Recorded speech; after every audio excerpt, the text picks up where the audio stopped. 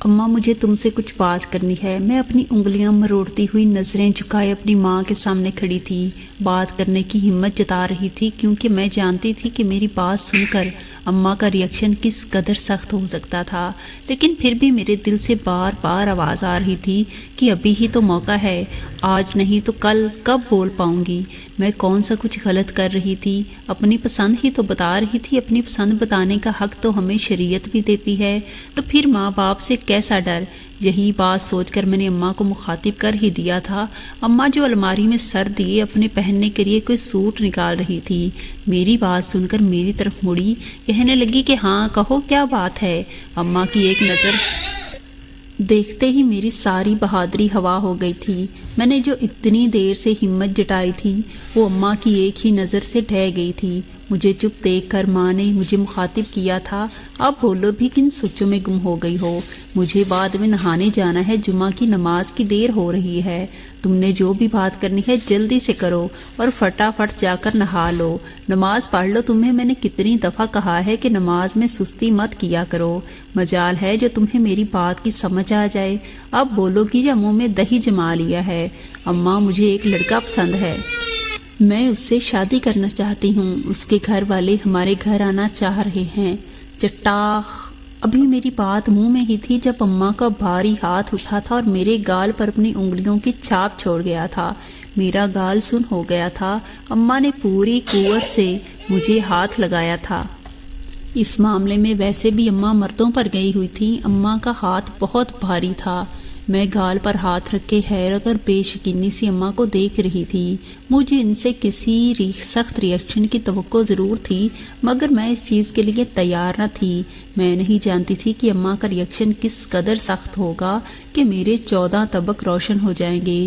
مجھے تو دن میں ہی تارے نظر آ گئے تھے۔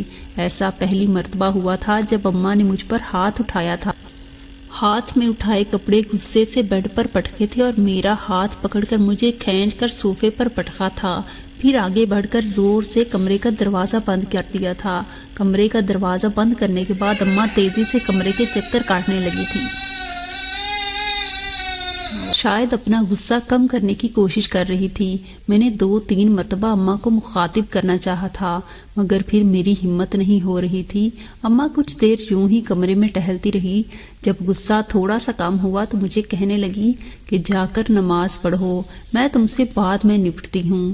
خبردار جو یہ بات تم نے میرے علاوہ کسی اور کے سامنے کی تو تمہاری زبان کھینچ لوں گی۔ کہتے ساتھ ہی اماں نے اپنے کپڑے اٹھائے تھے اور واش روم میں چلی گئی تھی، جبکہ میں نے رکا ہوا سانس بحال کیا تھا اور شکر کا کلمہ پڑھتے ہوئے کمرے سے نکلی تو سامنے ہی میری تائی کھڑی تھی۔ میں نے فوراً سے اپنے چہرے کے بالوں کی مدد سے ڈھک لیا تھا۔ تائی نے مجھے مشکوک نظروں سے دیکھا، مجھے پوچھا سب خیریت تو ہے نا؟ میں نے خود کو سنبھالتے ہوئے کہا جی تائی امی سب خیر ہے۔ یہ بات میں نے کس انداز میں کہی تھی یہ میں ہی جانتی تھی، حالانکہ ابھی کچھ دیر پہلے اماں کا جلالی روپ دیکھنے کے بعد میرا جسم اب تک کانپ رہا تھا۔ تائی نے میری بات سن کر سر ہلا دیا تھا، پھر بولی کہ اگر سب خیر تھی تو تمہاری ماں نے کمرے کا دروازہ اتنی جارحانہ انداز میں کیوں بند کیا؟ اس گھر کے دروازے اکھاڑنے ہیں کیا؟ میں ایک دم بوکھلا گئی تھی۔ میں نے کہا نہیں تائی امی، وہ دروازہ اماں نے نہیں بلکہ میں نے بند کیا تھا۔ میرا مطلب ہے کہ میں نے اپنی طرف یوں دھکیلا تھا، مجھے نہیں پتا تھا کہ آگے جا کر وہ اتنی زور سے لگ جائے گا۔ تائی ہوں کہہ کر وہاں سے چلی گئی تھی، جبکہ میں 120 کی سپیڈ سے فوراً سے اپنے کمرے میں جا گھسی تھی۔ اس سے پہلے کہ کوئی اور مجھے ملتا، میرے چہرے پر پڑے اس خوبصورت سے انعام کو دیکھ کر مجھ سے کوئی سوال جواب کرتا۔ اماں کا ہاتھ واقعی ہاتھ نہیں بلکہ کوئی ہتھوڑا۔ میں نے آئینے کے سامنے کھڑے ہو کر خود کو دیکھا تھا۔ ایک کا پورا گال لال پڑا ہوا تھا اور پوری 5 کی 5 انگلیاں میرے منہ پر چھپی ہوئی تھیں۔ میں اپنے گال کو ہاتھ لگاتے سسک اٹھی تھی۔ اماں نے 21 سالوں کا حساب ایک ساتھ برابر کر دیا تھا۔ ابھی تو مجھے ان کی خاموشی مزید کھٹک رہی تھی، نہ جانے وہ کیا کرنے والی تھی، ان کے دماغ میں کیا چل رہا تھا، کیونکہ اتنا تو میں جانتی ہی تھی کہ وہ اتنی جلدی چپ ہونے والی نہیں تھی۔ نماز کا وقت نہ ہو رہا ہوتا تو اب تک भरता बना चुकी होती। मैंने बेइख्तियार अल्लाह का शुक्र अदा किया था। फिर वज़ू करके नमाज पर खड़ी हो गई। नमाज अदा करने लगी थी। अभी मैं दुआ मांग ही फारिग हुई थी जब अम्मा दरवाज़ा खोलकर मेरे सामने आ गई और बिना मेरी तरफ देखे मुझे कहने लगी कि अपने 2-4 जोड़े बैग में डालकर तैयार हो जाना, हम तुम्हारी नानी की तरफ जा रहे हैं। मैंने शिद्दत से दुआ मांगी थी कि अम्मा का दिल पलट जाए और अम्मा नानी के घर जाने का इरादा बदल दें, क्योंकि यहाँ पर तो मुझे यकीन था कि अम्मा मेरा थोड़ा बहुत लिहाज कर लेगी, मगर नानी के घर जाकर मेरा बचना मुश्किल लग रहा था। न जाने मेरा अंजाम क्या होने वाला था। मुझे अम्मा के तेवरों से बहुत डर लग रहा था। नमाज के बाद मैंने अम्मा के कहे के मुताबिक अपने 2-3 जोड़े बैग में डाल लिए थे। फिर बाहर जाने ही लगी थी जब चेहरे का ख्याल आया तो फिर से पलट आई थी। आईने के सामने खड़े होकर अपने चेहरे पर फाउंडेशन की तह चढ़ाई थी ताकि अम्मा का दिया हुआ तमगा छुप जाता, और फिर बाहर आ गई थी। नीचे सब लोग खाना खाने में जमा हो गए थे। हमारे घर खाना अमूमन 2 या 2:30 बजे ही खाया जाता था। मुलाजमा मेज़ पर खाना लगा रही थी जब मैं भी जाकर अपनी नशिस्त संभाल कर बैठ गई थी। अम्मा हमेशा की तरह चुपचाप बैठी थी। आज अम्मा के डर से मेरे हलक से भी कोई बात नहीं निकल रही थी। मैंने ताई की तरफ देखा था जो हम माँ बेटी पर ही नजर रखे हुए थी। न जाने ताई की ये बुरी आदत अब तक क्यों नहीं गई थी। कहीं से ज़रा सा धुआं उठता हुआ देख लेती तो फौरन तय तक पहुंचने की तगोदो कोशिश करने लगती थी। मैंने थोड़ा सा खाना खाया और फिर अपनी जगह से उठ गई थी। मुझे अपनी पुश्त पर अम्मा की आवाज़ सुनाई दी, जल्दी से तैयार होकर नीचे आ जाओ और मेरे कमरे में मेरे बेड पर मेरे कपड़े रखे हैं वो भी उठाकर अपने बैग में डाल लेना। अम्मा ने सब के सामने ये बात मुझे कदरे खुशगवार लहजे में कही थी। तभी ताई की जुबान खुजली हुई थी, यास्मीन तुम कहाँ जा रही हो? तो अम्मा ने जवाब दिया, जी भाभी वो दरअसल अम्मा की तबीयत नासाज, मोइज़ की कॉल आई थी, अम्मा मुझे याद कर रही थी तो मैंने सोचा कि बड़े दिन हुए हैं चक्कर नहीं लगाया, थोड़े दिन जाकर रह आती हूँ। खदीजा को भी यूनिवर्सिटी से छुट्टियां थी तो साथ चलने की जिद करने लगी है तो मैंने सोचा कि इसे भी साथ ले चलूँ। ताई ने अम्मा से नानी की सेहत के बारे में पूछा था और इसके बाद मज़ीद थोड़ी बहुत बातें की जो ताई को आग लगा गई थी। इतने में मैं भी बैग लेकर नीचे आ गई थी। अम्मा ने ताया से गाड़ी की चाबी मांगी तो ताई कहने लगी कि चाबी की क्या ज़रूरत है, ड्राइवर है ना, वो तुम दोनों को छोड़ आएगा। अम्मा ने कहा, नहीं ड्राइवर को जाने की ज़रूरत नहीं है, वक्त लग जाएगा, फिर घर के भी 100 काम होते हैं, आप फिक्र ना करें, हम चले जाएं, खदीजा गाड़ी चला लेगी। ताया ने कहा, यास्मीन खदीजा बच्ची है तो अम्मा ने कहा कि भाई साहब कहाँ की बच्ची है, ब्याहने की उम्र को पहुँच गई है, खैर आप फिक्र ना करें, कोई मसला हुआ तो आपको कॉल कर देंगे। कहते साथ ही अम्मा ने गाड़ी की चाबी मेरे हाथ में थमाई थी। फिर सबको खुदा हाफिज बोलने के बाद आकर गाड़ी में बैठ गई थी, जबकि इतनी बड़ी जिम्मेदारी अपने सर पड़ते देखकर मेरे हाथ पैर कांपने लगे थे। ये बात ठीक थी कि मुझे ड्राइविंग आती थी, मैंने बाकायदा पूरे साल का कोर्स किया हुआ था, मगर अम्मा को साथ फ्रंट सीट पर बिठाकर गाड़ी चलाना मौत के फरिश्ते को सर पर लेकर चलने के मुतरादिफ था। मैंने कांपते हुए हाथों से गाड़ी स्टार्ट कर दी। अम्मा स्पाट चेहरा लिए बैठी थी, इनके चेहरे पर किसी किस्म का कोई तासुर न था। मैंने गाड़ी गेट से बाहर निकाली और फिर रोड पर डाल दी।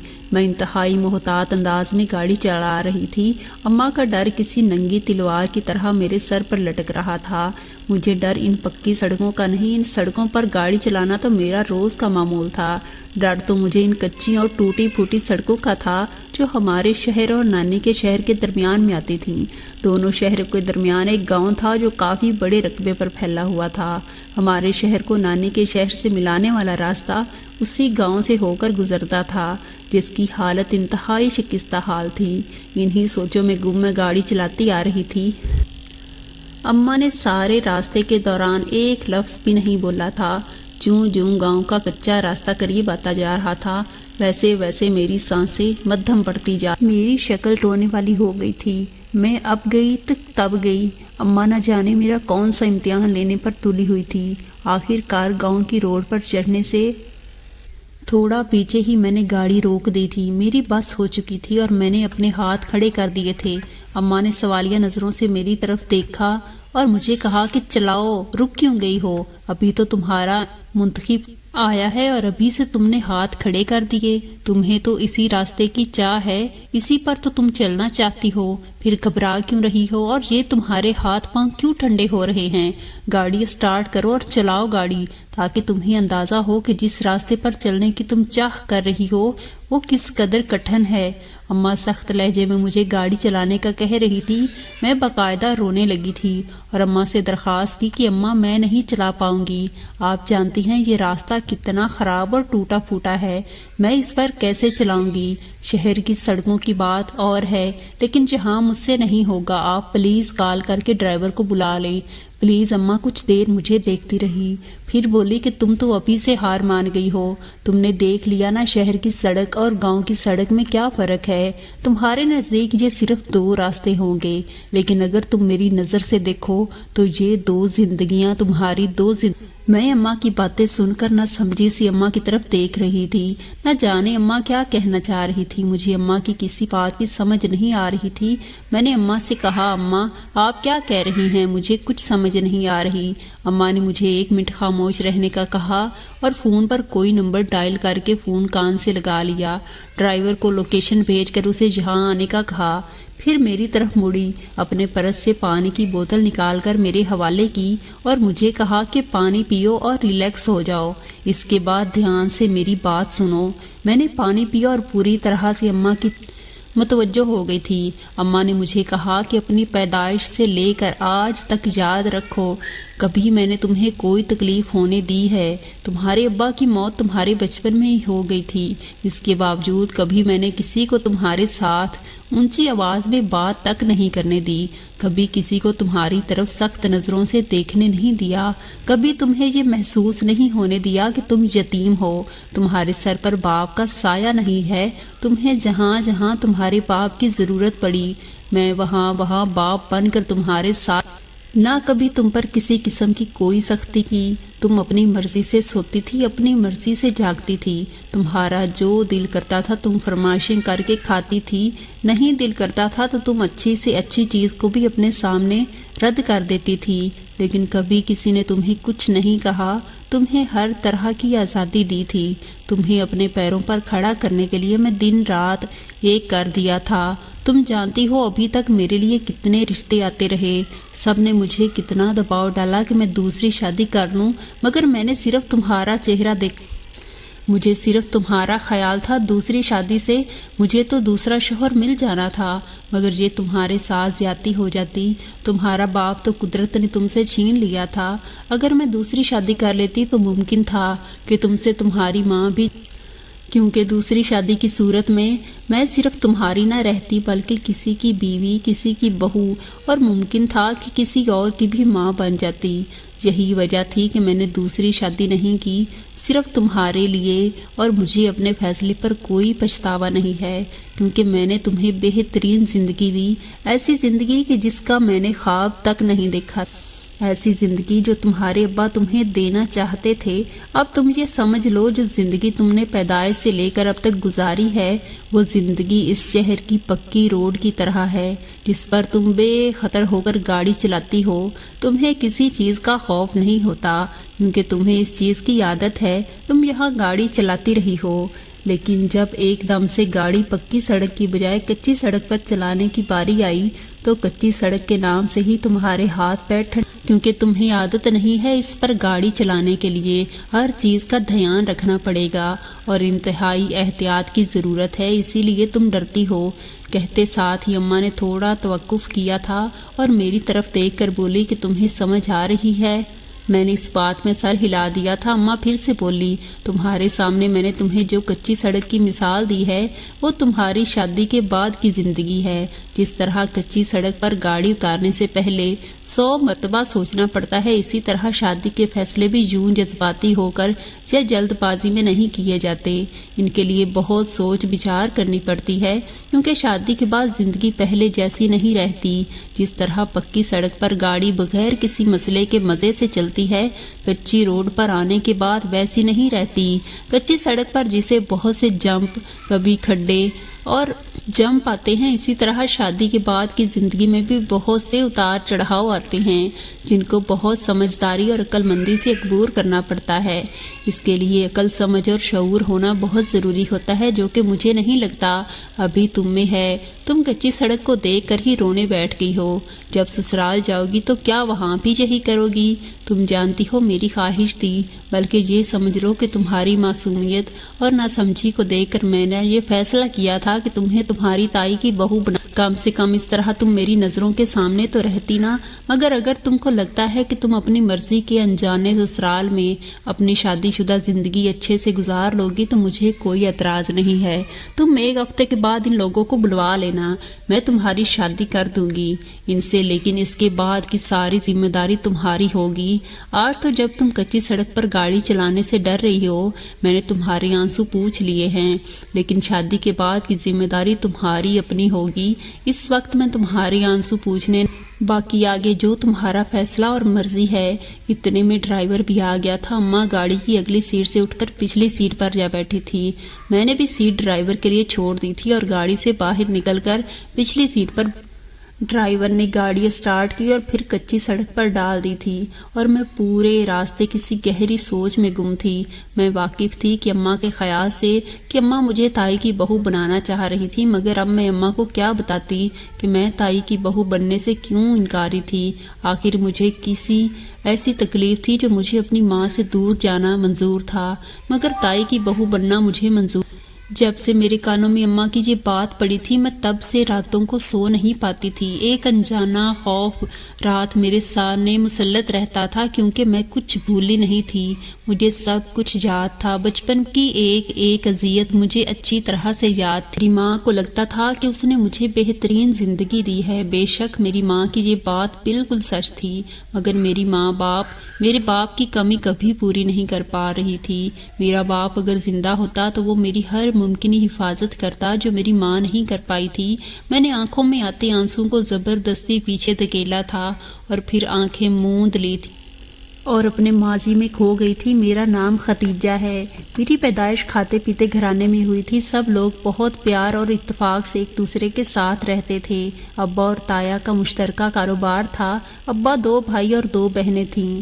ابا اماں کی شادی خاندان اور بڑوں کی مرضی سے ہوئی تھی، لیکن وہ دونوں دل ہی دل میں ایک دوسرے کو پسند کرتے تھے۔ یہ حقیقت ان پر شادی کے بعد آشکار ہوئی تھی۔ شادی کے اگلے ہی سال میری پیدائش ہوئی تھی۔ تایا کے 5 بچے تھے اور 5 ہی بیٹے تھے، جس کی وجہ سے تائی کی ناک ذرا زیادہ ہی اونچی رہتی تھی۔ بظاہر تو سب ایک دوسرے سے پیار محبت سے رہتے تھے، لیکن یہ حقیقت صرف میں ہی جانتی تھی کہ رشتوں کے نام پر اس گھر میں آستین میں سانپ پل رہے تھے، جو کسی کو بھی ڈس کر تیار رہتے تھے۔ وقت گزرتا گیا، میں 2 سال کی تھی۔ ابا پرانی دشمنی کی نظر ہو گئے۔ تایا کے 16 سالہ بیٹے نے کسی بگڑے ہوئے امیر زادے سے پنگا لے لیا تھا، جس کے نتیجے میں وہ بگڑا ہوا امیر زادہ بے حد بپھر گیا تھا۔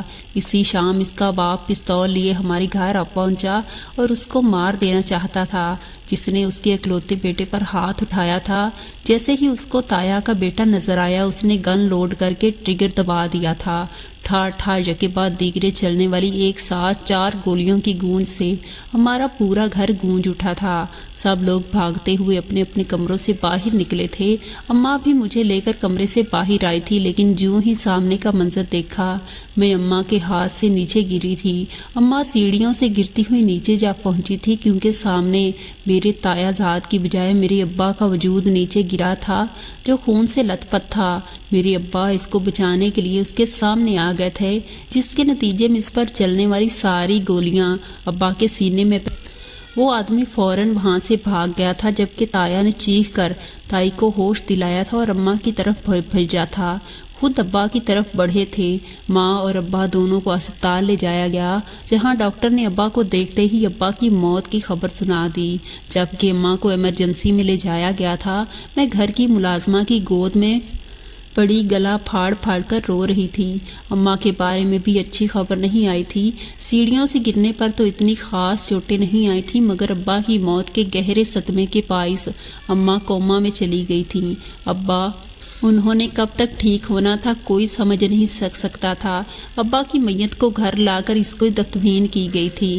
اس کے بعد تایا نے اس آدمی کے خلاف پرچہ بھی کٹوا دیا تھا، لیکن بڑے لوگوں کو کون پکڑ سکتا ہے۔ پولیس نے اسے اریسٹ کیا تو 2 ہی گھنٹے بعد ضمانت کرا کے واپس باہر نکل آیا تھا۔ اماں ہسپتال میں ہی داخل تھی اور میں گھر میں وقت گزرتا گیا۔ میں ہمہ وقت ملازمہ کی گود میں رہتی تھی۔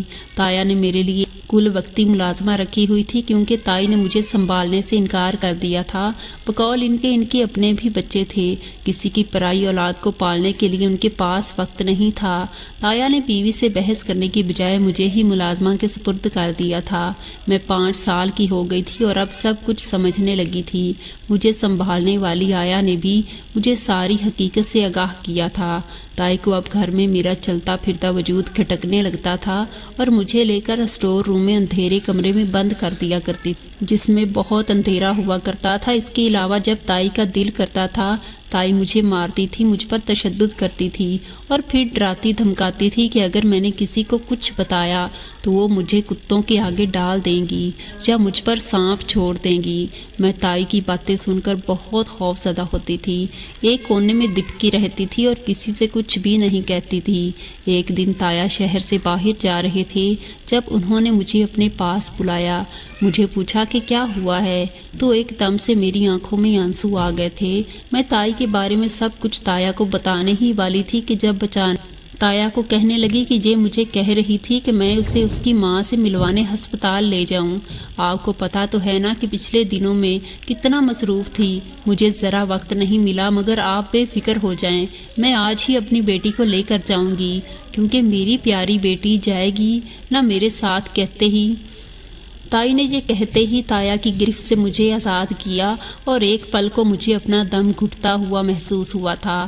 تایا نے میرے سر پر ہاتھ رکھا تھا اور پھر وہاں سے چلے گئے تھے، جبکہ پیچھے تائی نے مجھے فوراً جھنجھوڑ ڈالا تھا، پھر مجھے کھینچتے ہوئے اسٹور میں لائی تھی۔ پھر مجھے کہا کہ میں نے تمہیں منع کیا تھا کسی کو کچھ نہ بتانا، لیکن تمہیں شاید میری بات سمجھ نہیں آئی، لیکن تم فکر مت کرو، میں ابھی تمہیں اچھی طرح سمجھاتی ہوں۔ کہتے ساتھ ہی تائی نے مجھے نیچے فرش پر دھکا دیا تھا اور دروازہ بند کر کے چلی گئی تھی۔ تھوڑی دیر بعد جب وہ واپس آئی تو اس کے ہاتھ میں ایک ڈبہ تھا۔ اس نے ڈبے کا ڈھکن کھول کر اس میں موجود چیز میری طرف اچھالی، پھر خود دروازہ بند کر کے چلی گئی۔ مجھے ایک دم اپنے اوپر کوئی وزنی چیز محسوس ہوئی۔ میں نے ڈرتے ڈرتے جیسے ہی ہاتھ لگایا تو ایک دم سے اچھلی اور میرے گرد لپٹ گئی تھی۔ میں ایک دم سے چیختے ہوئے اٹھ کھڑی ہوئی۔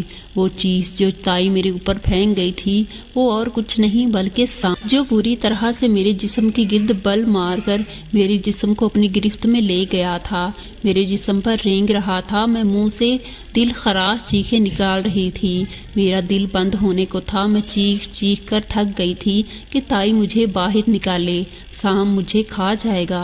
مجھے ڈر لگ رہا تھا، تائی پلیز مجھے باہر نکالیں، میں آپ کی ہر بات مانوں گی، مگر تائی کو مجھ پر رحم نہ آیا تھا۔ خوف کے زیر اثر میں بے ہوش ہو چکی تھی۔ جب مجھے ہوش آیا تو میں نے خود کو اپنے بستر پر پایا تھا۔ ایک دم سے مجھے اپنے اوپر وہی سانپ رینگتا ہوا محسوس ہوا تو میں چیخنے لگی۔ میری آیا فوراً سے میرے پاس آئی تھی اور اس نے مجھے سینے سے لگا لیا۔ مجھے بولی کہ کچھ نہیں ہے، ڈرو مت، مگر میں بے حد خوف زدہ تھی۔ میں نے اسے بتایا کہ وہاں تائی نے میرے اوپر سانپ چھوڑ۔ اس نے کہا وہ سانپ اصلی نہیں تھا بلکہ ایک کھلونا تھا، مگر میں یہ بات ماننے کے لیے تیار نہیں تھی۔ میں کیسے مان لیتی یہ بات جبکہ میں نے خود اس سانپ کو اپنے اوپر رینگتے ہوئے محسوس کیا تھا۔ وہ محض میرا وہم نہیں تھا، وہ سچ میں سانپ تھا۔ میں اس کے بعد کئی راتوں سے سو نہیں پائی تھی۔ مجھے وقت وہ سانپ اپنے اوپر رینگتا ہوا محسوس ہوتا تھا۔ آدھی آدھی رات کو مجھے ڈراؤنے خواب آتے تھے جن سے ڈر کر میں اٹھ بیٹھتی تھی۔ سانپ کا وہ خوف بری طرح سے میرے دل و دماغ پر حاوی ہو گیا تھا، جو آج تک میرے دل سے نہ نکلا تھا۔ نکلتا بھی کیسے، وہ سانپ اب تک میرے پیچھے پڑا ہوا تھا۔ مجھے ہر جگہ وہ سانپ دکھائی دیتا تھا، کبھی کمرے کی کھڑکی کے باہر تو کبھی بیڈ کے نیچے، کبھی لان میں بیٹھے ہوئے کسی درخت پر بیٹھا نظر آتا تو کبھی اسٹڈی روم کے نیچے رینگتا ہوا نظر آتا۔ میں جب بھی کسی کو بتانے لگتی تو وہ اچانک ہی وہاں سے غائب ہو جاتا تھا۔ 2-3 मरतबा मैंने अपनी आया को बताने की कोशिश की तो उसने कहा कि ये मेरा वहम है और कुछ नहीं। इतने पक्के घर में भला कोई सांप कैसे आ सकता है। मैंने भी अपना वहम ही समझा था, लेकिन ये वहम बहुत भयानक था। मुझे इस वहम से निकलने में सालों लग गए थे, लेकिन फिर रफ्ता रफ्ता मैं इस भयानक वहम से निकलने में कामयाब हो गई थी। वक्त का काम है गुजरना, और वो गुजरता चला गया। मैं 10 साल की थी जब अम्मा को होश आया था। वो सेहतयाब होकर घर आ गई थी। फिर अम्मा ने मुझे अपनी आगोश में छुपा लिया था और हमेशा अपनी ममता के साए में रखा था। कभी मुझे किसी चीज़ की कमी महसूस नहीं होने दी। बकौल अम्मा के ही इस वक्त अम्मा ने मुझे माँ और बाप दोनों बनकर पाला था। माँ की ममता के साए में मैं ताई के सारे सितम भूल गई थी, मगर वो एक जुल्म आज तक मेरे जहन में नक्श था। मैं आज भी जब इस बारे में सोचती तो मेरा दिल कांपने लगता था। अगर इस वक्त वो मुलाजमा मुझे बचाने ना आती तो न जाने क्या हो जाना था। मैं आज अगर जिंदा हूँ सिर्फ और सिर्फ इस मुलाजमा की वजह से जो मेरी आया थी। मेरी जो सांसें चल रही थीं उसी की मरहूने मिन्नत। अगर इस दिन वो मेरी चीखें सुनकर ताई की मिन्नतें करके ताई से चाबी लेकर मुझे स्टोर से ना निकालती तो मैं मर ही जाती। ये इसका एहसान था कि उसने मेरी जान बचाई थी। गाड़ी एक झटके से रुकी थी और मैं चौंक कर होश में आई थी। हम नानी के घर पहुंच चुके थे। अम्मा गाड़ी से निकलकर बाहर आई और फिर नानी के घर दाखिल हो गए थे। नानी की तबीयत वाकई ख़राब थी। मैं समझी थी कि अम्मा वहाँ इन लोगों के सामने बात नहीं करना चाहती थी, इसलिए बहाने से मुझे लेकर जहाँ आई है, मगर ऐसा नहीं था। नानी सचमुच बहुत बीमार थी। उसके बाद हम 3 दिन रहे। इन 3 दिनों में अम्मा ने इस हवाले से दोबारा मुझसे कोई बात नहीं की थी और मैं भी अभी कोई फैसला नहीं कर पाई थी। मुझे इतनी जल्दी कुछ समझ नहीं आ रहा था कि मुझे क्या करना चाहिए और क्या नहीं। मुझे किसी फैसले पर पहुंचने के लिए अभी कुछ वक्त दरकार था। तीसरे दिन हमारी वापसी थी जब अचानक ही नानी की तबीयत बेहद बिगड़ गई। अम्मा और मामू इनको लेकर फ़ौरन से अस्पताल गए थे, मगर नानी का बुलावा आ चुका था और वो अपने खालिके हकीकी से जा मिली थी। नानी की मौत के बायस हमारी वापसी लेट हो गई थी। मैं 15 दिन बाद लौट कर आई थी क्योंकि मुझे यूनिवर्सिटी जाना था, जबकि अम्मा मज़ीद 20 दिन तक वहीं रही थी। वो एक ही मर्तबा नानी के 40वें के बाद ही घर आई थी। घर आने के बाद अम्मा ने मुझे बुलाकर पूछा था कि मैंने क्या फ़ैसला किया है, तो मैंने जवाबन इनकी गाड़ी में बिठाया, इन्हें इस कच्ची सड़क पर गाड़ी चलाकर दिखा दी थी और साथ में ये भी बता दिया था कि शहर की पक्की सड़कों पर बहुत से कवानीन भी देखने पड़ते हैं। कहाँ से स्पीड स्लो करनी है, कहाँ से तेज़ जाना है, कौन सी लाइन में चलना है, कौन सी लाइन में नहीं, कहाँ गाड़ी पार्क करनी है, कहाँ नहीं। जबकि कच्ची सड़क पर आप अपनी मर्जी के कानून बना सकते हैं। अगर आप में समझदारी है तो आप कच्ची सड़क पर भी गाड़ी को पक्की सड़क की तरह चला सकते हैं। मुझे लगता है कि मुझ में इतनी समझदारी तो है ही कि मैं अपने ससुराल में जाकर राज कर सकती हूँ। अम्मा की गई बातों का असर था कि जिससे मुझे इतनी हिम्मत मिली थी कि आज इस कच्ची रोड पर गाड़ी चलाते हुए मैं एक मर्तबा भी नहीं झिझकी थी। ना ही मेरा सांस फूला था और ना ही मेरे हाथ ठंडे पड़े थे। मैंने कामयाबी के साथ बिना किसी डर के इस सड़क पर गाड़ी चला दी थी जिसमें मैं कामयाब हो रही थी। अम्मा ने मेरे लिए ताई के बेटे का ऑप्शन ही इसीलिए रखा था ताकि मैं डर पर काबू पा लूं, क्योंकि अम्मा जानती थी कि मैं कभी मरकर भी ताई के बेटे से शादी करने पर रजामंद नहीं होंगी। वो जो मुझे समझाना चाह रही थी मुझे अच्छे से समझ आ गया था। रोड चाहे जैसी भी हो, इस पर गाड़ी चलाने वाले के हाथ में होता है कि वो गाड़ी को किस तरह चलाता है। इसी तरह ये लड़कियों के हाथ में होता है कि वो अपने ससुराल में किस तरह रहती हैं और किस तरह रहने के इन्हें किस तरह के नताइज मिल सकते हैं। खैर, मैंने अपने महबूब को फ़ोन किया और अम्मा के मान जाने की खबर सुनाते हुए मुबारकबाद दी थी और उसे कहा था कि वो इस एतवार को अपने माँ बाप को लेकर मेरे घर आ जाए। मेरी अम्मा इनसे मिलना चाहती थी। मेरा महबूब असजद मेरे साथ ही यूनिवर्सिटी में पढ़ता था। इसकी 2 बहनें थीं जो इससे छोटी थीं, जबकि वो घर का इकलौता बेटा था। मैं उसकी बहनों से मिल चुकी थी। इसकी बहनें भी इसी तरह बहुत अच्छी और प्यारी थीं। असजद एक सुलझा हुआ और नेक इंसान था। उसके इखलाक और आदात बहुत अच्छी थीं, क्योंकि वो रुतबे में मुझसे थोड़ा कम था। लेकिन वो कहते हैं ना कि इश्क रंग नस्ल और ज़ात पात नहीं देखता। फिर हम में तो इतना ज़्यादा फ़र्क नहीं था। इतवार वाले दिन वो लोग आ गए थे।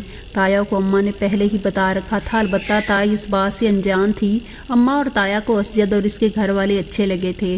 मैं भी आज पहली मर्तबा उनसे मिल रही थी और बिल्कुल असजद का परतू थे।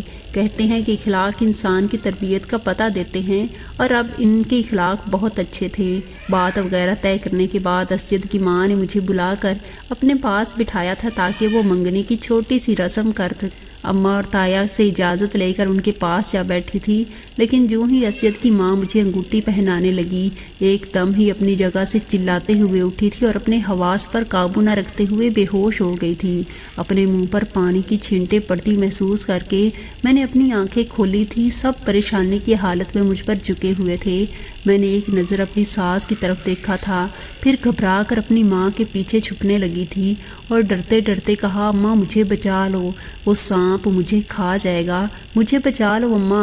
मैंने अम्मा के सीने से लग गई और मेरी पीठ थपकते हुए कहने लगी, खदीजा मेरी बच्ची कहीं नहीं है, तुम आंखें खोल कर देखो तो सही, बताओ मुझे कहाँ सांप है। की होया? तभी मेरी सास की आवाज़ मेरे कानों में सुनाई दी थी। मुझे लगता है कि शायद बच्ची इससे खौफजदा हो गई है। मैं माजरत चाहती हूँ, कहते हैं। साथ ही मेरी सास ने कलाई में पहना कंगन उतार दिया, अपने पर्स में डाला जिसका डिज़ाइन एक सांप के जैसा था।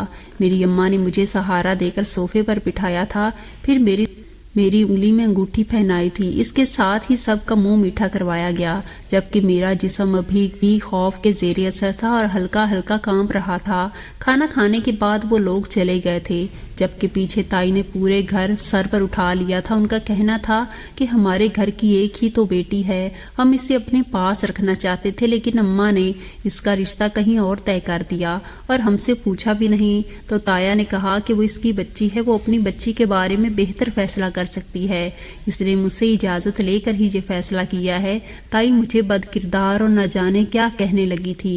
इनको अंदाज़ा हो गया था कि मेरी शादी मेरी पसंद से हो रही है, इसलिए उनको कुछ ज़्यादा ही मिर्चें लग रही थीं। इस दिन पहली मर्तबा हमारे घर में अम्मा और ताई की लड़ाई हुई थी, क्योंकि इससे पहले अम्मा हमेशा हर बात बर्दाश्त, ताई की तो आदत थी वो हर वक्त कुछ ना कुछ उल्टा सीधा बोलती रहती थी, लेकिन मेरी अम्मा हमेशा उनको इज्जत देती थी, कभी उनको पलट कर जवाब नहीं दिया था। मगर आज अम्मा की बर्दाश्त जवाब दे चुकी थी। ताई अम्मा के जवाब देने पर हक्का बक्का रह गई थी। इनको यकीन नहीं आ रहा था कि अम्मा इनको भी जवाब दे सकती है। उन्होंने तो सोचा था कि हमेशा की तरह वो आज भी दब के जाएंगी और चुपचाप मेरा रिश्ता वहाँ से तुड़वा कर उनके बेटे के साथ कर देगी, मगर उनकी गेम इन पर ही भारी पड़ चुकी थी। अम्मा ने इस मर्तबा सही मुंह तोड़ जवाब दिया था। ताई जो मुझसे कुछ दिली मोहब्बत ना थी और ना ही वो कोई खुशी से मुझे अपनी बहू बनाना चाहती थी, इसके पीछे भी उनका एक मकसद था। वो मेरी शादी अपने बेटे से करवा कर मेरी सारी दौलत अपने नाम करवाना चाहती थी, जो अप्पा के मरने के बाद मेरे नाम हो चुकी थी। एक मर्तबा जायदाद इनके बेटे के नाम हो जाती तो फिर ताई ने मुझे और अम्मा को पूछना तक नहीं था, मगर अफसोस कि ताई का ये ख्वाब ही रहने वाला था। मैं कमरे में आई तो देखा कि मेरे फ़ोन पर मेरे होने वाले शौहर की बेशुमार कॉल्स आई हुई हैं। मुझे एकदम ही परेशानी ने आन घेरा था। मैंने धड़कते दिल के साथ इसको कॉल बैक की, जो 2-3 बेल के बाद रिसीव कर ली गई। हाल अहवाल पूछने के बाद उसने मुझसे माजरत की कि उसकी अम्मा की वजह से दिन में मेरी तबीयत ख़राब हो गई थी। इसे पता था कि मैं सांपों से डरती हूँ और मेरी ज़िंदगी के एक पहलू से वाकिफ़ था। उसने कहा कि दरअसल इसकी अम्मा को जानवर पालने का, उन्होंने घर में भी खरगोश, बिल्लियाँ, सांप वगैरह पाले हुए थे, तो उसने मेरी वजह से घर आए सारे सांप हटवा दिए थे। हालांकि वो सांप पालतू थे, लेकिन वो जानता था कि मुझे सांपों का कितना खौफ था। उसने कहा कि उसकी अम्मा ने बहुत सी ज्वेलरी भी इसी तरह खरीदी थी, जो गलती से मेरे सामने पहन कर आ गई थी। मुझे उसकी अम्मा के शौक़ के बारे में सुनकर थोड़ा तज्जुब लगा था कि ये कैसा शौक़ हुआ, भला कोई सांप भी पालता है क्या? लेकिन खैर भला हो मेरे होने वाले शौहर का, जिसने मेरे जाने से पहले कि घर साफ करवा दिया था, वरना मुझे तो हार्ट अटैक ही आ जाना था। इसके बाद हमने थोड़ी देर इधर उधर की बातें की, फिर फ़ोन बंद कर दिया था। हमारे घर में अगले ही दिन से शादी की तैयारियां हो ताया अब्बा मुझ पर दिल खोल कर खर्च कर रहे थे, जिससे ताई हर रोज़ अंगारों पर जल रही थी। 20 दिन बाद मैं अपने शौहर के संग रुखसत होकर अपने ससुराल आ गई थी, जहाँ मेरा शानदार इस्तकबाल किया गया था। मैं बहुत खुश थी। मेरे ससुराल वाले बहुत अच्छे थे, सब मेरा बहुत ख्याल रखते थे और मुझसे बहुत मोहब्बत करते थे। मेरी छोटी नंदे तो मेरी तारीफ़ों के पुल बांधती थीं। अल्लाह ने शादी के पहले साल ही मेरी गोद हरी कर दी थी। शादी के 3 महीने बाद जब मुझे अपनी तबीयत ख़राब महसूस हुई तो मेरी सास ने फ़ौरन से पहले डॉक्टर को बुलवा, जिसने मेरा चेकअप करने के बाद मुझे खुशखबरी सुना दी थी। मेरे ससुराल वालों की खुशी का कोई ठिकाना नहीं था। उन्होंने पहले से ज़्यादा मेरी केयर करना शुरू कर दी थी। मेरी सास तो मुझे बिस्तर से नीचे पैर ही नहीं लगाने देती थी। मैं अपनी किस्मत पर बहुत खुश थी। मैंने कभी किसी के लिए बुरा नहीं चाहा था, तो बदले में मुझे भी कोई बुरा नहीं मिला था। सब मेरे साथ मुखलिस थे। मैं अपने फैसले पर बहुत मुतमईन थी कि मैंने एक दुरुस्त फैसला किया था। अगर इस दिन मैं ताई के बेटे को कबूल कर लेती तो आज मैं इतनी खुश ना होती। मेरा शौहर आजकल मेरे दिल से सांपों का डर ख़त्म करने को उसका कहना था कि चाहे जो भी हो जाए वो मेरे इस डर को ख़त्म करके ही रहेगा। वो मुझे अपने साथ सांपों वाली फिल्में और ड्रामे वगैरह दिखाता था और फिर आखिर में कहता कि देखा, सांप बुरे नहीं होते। मगर मेरे दिल में 16 साल का डर था। इतनी जल्दी थोड़ी निकलना था। आहिस्ता आहिस्ता मेरा शौहर अपनी कोशिशों में कामयाब होता जा रहा था। इस दौरान मेरी डिलीवरी का वक्त भी हो गया था। डॉक्टर ने मुझे जुड़वां बच्चों का बताया, लेकिन मेरा एक बच्चा मुर्दा पैदा हुआ था। मुझे बहुत दुख हुआ था, मगर हो सकता था जो अल्लाह को मंजूर। अल्लाह ने मुझे अपनी रहमत से मेरी बेटी बेहद खूबसूरत थी। यूं ही हंसी खुशी वक्त गुजरता गया और मेरी बेटी 12 साल की हो गई थी। इस दौरान मेरा शौहर मेरे दिल से सांपों का डर मुकम्मल तौर पर निकाल चुका था। अब तो मेरी सांस अपने पालतू सांप फिर से घर में ले आई थी, लेकिन मैंने सबको साफ किया था कि मेरी बेटी को सांपों वगैरह से दूर ही रखें। मैं नहीं चाहती थी कि उसके दिल में मेरी तरह सांपों का डर बैठ जाए या फिर मेरी सास की तरह उसे सांपों का शौक पैदा हो जाए। लेकिन मेरे मना करने के बावजूद मेरी बेटी खुद ब खुद सांपों के करीब पहुंची हुई होती थी और इनको देखती रहती थी। पिछले कई दिनों से मैं देख रही थी कि जब मेरी बेटी सो रही होती है तो इस वक्त एक सुनहरा सांप उसके बिस्तर में घुस जाया करता। मुझे बहुत गुस्सा आता था। मैं जितना उसको सांपों से दूर रखने की कोशिश करती थी, मेरी बेटी उतना ही उन सांपों के करीब होती जा रही थी। एक दिन इसी तरह मेरी बेटी बिस्तर पर चढ़कर लेटी तो मैंने देखा कि उसके पीछे पीछे वो सुनहरा सांप भी उछलकर बिस्तर पर चढ़ा था। फिर मेरी बेटी के ऊपर से रेंगता हुआ उसकी दूसरी तरफ से उसके साथ ही बिस्तर में घुस गया था। मेरी बेटी ने मुंह ढका हुआ था। मुझे एकदम गुस्सा आ गया।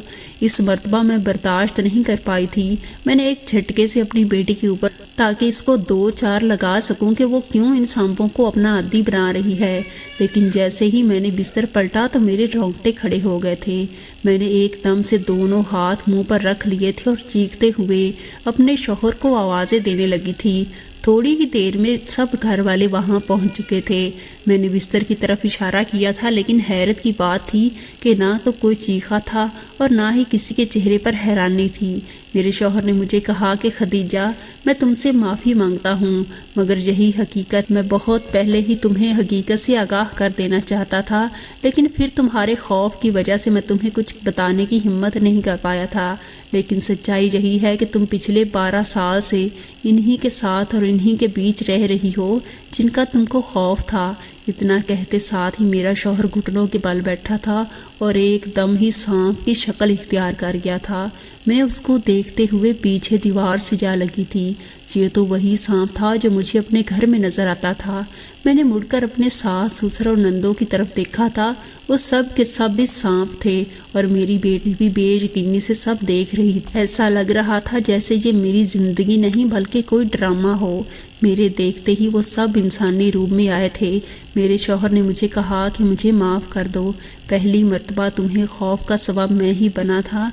तुम्हारी ताई ने मुझे ही पकड़वा कर तुम्हारे ऊपर फेंका था, लेकिन तुम इस वक्त मेरे दिल को छू गई थी, इसलिए मैं तुम पर नज़र रखने लगा था। लेकिन फिर तुम्हारे खौफ की वजह से तुमसे दूर हो गया। हम सब अच्छा इच्छाधारी नाग नागिने हैं। हम इंसानी शक्ल में आ सकते हैं। میں نے بہت کوشش کی کہ تمہیں اپنے دل سے نکال دوں، مگر میں ہر طرح کی کوشش میں ناکام رہا تھا، یا شاید قدرت نے ہی تمہارا میرا جوڑ لکھا تھا۔ میں نے اپنے شوہر سے اس دوسری بچی کے بارے میں پوچھا تھا جو ہو بہو میری بیٹی کی شکل تھی، اس کے ساتھ کھڑی تھی، لیکن وہ آدھی انسان تھی اور آدھی سانپ۔ اس پر میرے شوہر نے مجھے بتایا کہ وہ میری ہی کوکھ سے پیدا ہونے والی میری دوسری بچی اور میری بیٹی کی جڑواں بہن تھی۔ میں ششدر سی اسے دیکھ میں ایک سانپ کو کیسے پیدا کر سکتی تھی؟ میں نے اپنی انسانی بچی کو گلے لگایا اور پھر روتے ہوئے اپنے شوہر کے پیروں میں بیٹھ گئی۔ اسے کہا کہ مجھے یہاں سے جانے دے، میں اتنے سانپوں کے بیچ نہیں رہ سکتی تھی۔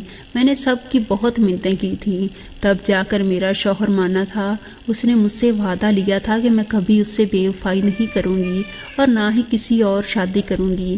میں نے اس سے وعدہ کر لیا تھا اور اپنے ماں باپ، بہنوں اور میری دوسری بیٹی کو لے کر وہاں سے جانے کے لیے تیار ہو گیا تھا۔ جانے سے پہلے میں سب کے گلے لگ کر بہت روئی تھی۔ یہی حال ان سب کا بھی تھا، لیکن بہرحال ان کو جانا ہی تھا اور وہ چلے گئے تھے، کبھی نہ واپس آنے کے لیے۔ میں آج تک اسی کی بیوی بن کر رہ رہی ہوں۔ اس واقعے کو 33 سال گزر گئے ہیں۔ میں نے جس کو بھی یہ واقعہ سنایا، کسی نے بھی اس پر یقین نہیں کیا، لیکن بہرحال یہی حقیقت۔ پیارے دوستو، آج کی کہانی آپ کو کیسی لگی ہے کمنٹ میں ہمیں ضرور بتائیے گا۔ اس طرح کی کہانیاں روز سننے کے لیے چینل کو ضرور سبسکرائب کریں۔ شکریہ، اللہ حافظ۔